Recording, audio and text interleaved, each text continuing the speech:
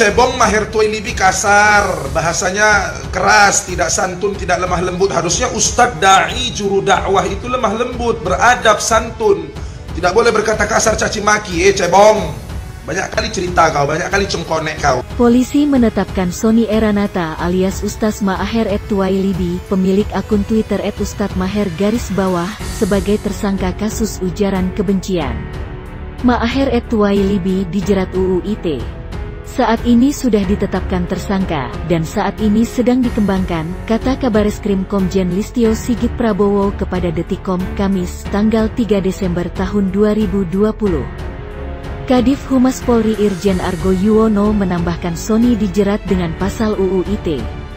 Sony diduga menyebarkan informasi yang menimbulkan permusuhan antar kelompok.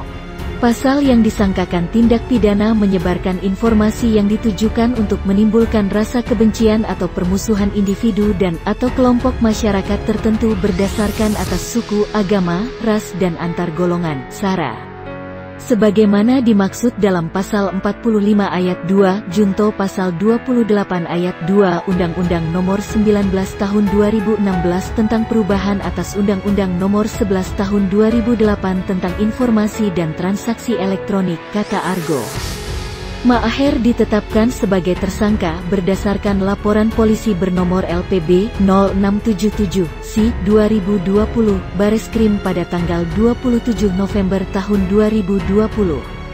Dia ditangkap di kawasan Tanah Sareal, Bogor, Jawa Barat sekitar pukul 4 waktu Indonesia Barat tadi.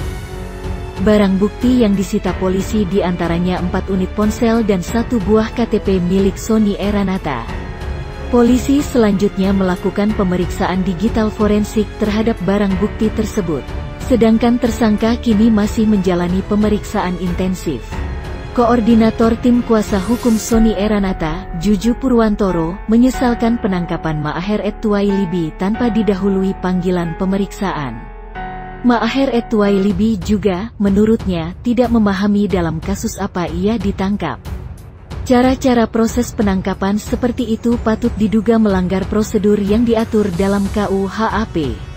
Ustaz Maher juga tidak tertangkap tangan dalam suatu tindak pidana, belum pernah ada panggilan pemeriksaan pendahuluan, juga tidak memahami tentang kasus apa dia ditangkap.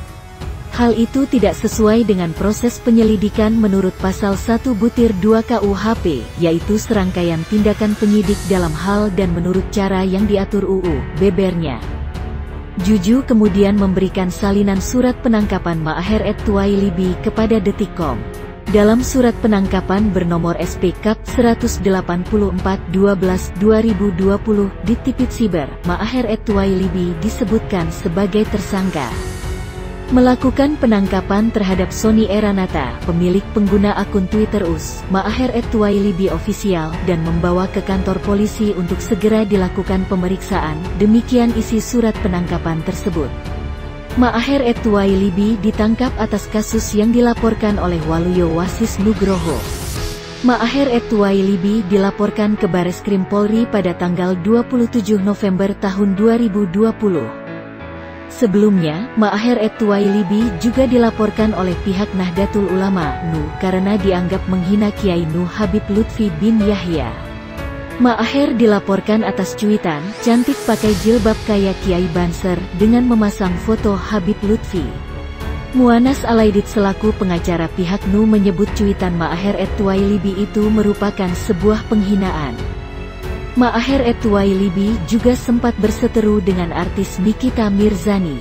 Saat itu Ustaz Maher Tuwailibi menyerang Nikita Mirzani dengan menyebut sebagai L*** setelah Nikita Mirzani menyebut Habib adalah tukang obat.